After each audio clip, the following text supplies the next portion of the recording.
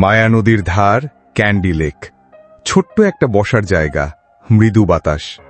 এমন দিনেই তাকে বলা যায়, বলে ফেলেছিলেন কুমার সাঙ্গাকারা।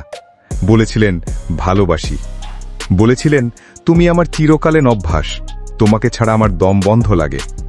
ঠিক তার কভার ড্রাইভের মতোই সাবলীল। প্রেম কিংবা ব্যাটিং দুটোই তো এমন অকপট হওয়া চাই। ক্যান্ডি শ্রীলঙ্কার পাহাড় ঘেরা এক শান্ত শহর।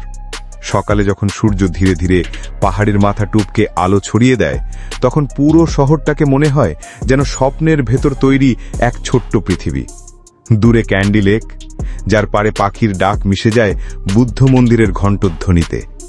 সেখানেই শুরু হয়েছিল এক মধুর ভালোবাসার গল্প, কুমার সাঙ্গাকারা আর ইয়েহালির। ট্রিনিটি কলেজের ছাত্র কুমার, সাদা ইউনিফর্ম, কাঁধে ব্যাগ, চোখে স্বপ্ন।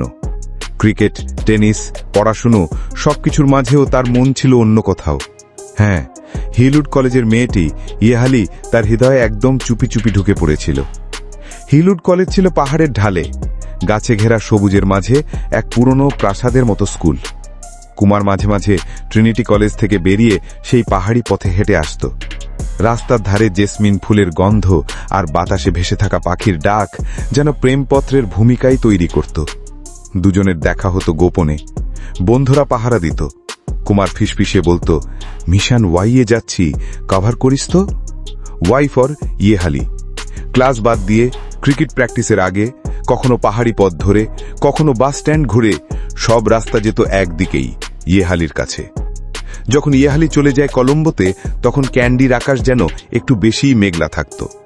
কিন্তু ভালোবাসা তো দূরত্ব মানে না। প্রতিদিন 100 রুপির টেলিফোন কার্ড কিনে পাহাড়ি শহর থেকে সমুদ্রপাড়ের কলম্বোতে ফোন যেত। প্রেমের লাইন ছিল, কিন্তু তাতে কখনো ব্যালেন্স শেষ হতো না। ক্যান্ডির সন্ধেগুলোতে যখন ঝিরঝিরে ঠান্ডা হাওয়া বয়ে যেত পাহাড় থেকে, তখন কুমার কবিতা লিখতেন, তার হাতে কলম আর মনে ইয়েহালি। একদিন সেই কবিতাগুলো একত্র করে একটি বই বানিয়েছিল শুধু ইয়েহালির জন্য। এমন ভালোবাসা কজন বাঁচতে পারে? বন্ধুরা বলতো, ও শুধু গিফট দিতে ক্যান্ডি থেকে কলম্বো গিয়ে ফিরে আসত, যেন কিছুই না। এই ভালোবাসার গভীরতা এমন ছিল যে 2003 সালে তারা বিবাহ বন্ধনে আবদ্ধ হলে শুধু ক্যান্ডি নয়, গোটা শ্রীলঙ্কাই যেন আনন্দে ভেসে গিয়েছিল। এখন যখন সাঙ্গাকারার নাম ইতিহাসে লেখা, তার সঙ্গেই লেখা থাকে ইয়েহালির নাম, কারণ মাঠের বাইরে সে ছিল তার সাহস, তার ছায়া।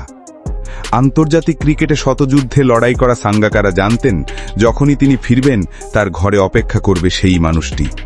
যে প্রেম শুরু হয়েছিল ক্যান্ডির সবুজ পাহাড়ের কোলে, হিলউড কলেজের জানালা দিয়ে দেখা এক ঝলক হাসিতে। ওই হাসিটাই তো সারা জীবনের সম্বল। বিশ্বজুড়ে তামাম বোলারদের হৃদয়ে কামড়ে কভার ড্রাইভ হাঁকানোর চেয়ে ওই হাসিটাই তো বেশি সুন্দর। ওই হাসিটাই তো শেষ আশ্রয়। ওই হাসিটাই তো দিন শেষে ড্রেসিং রুমে ফেরার তাড়না।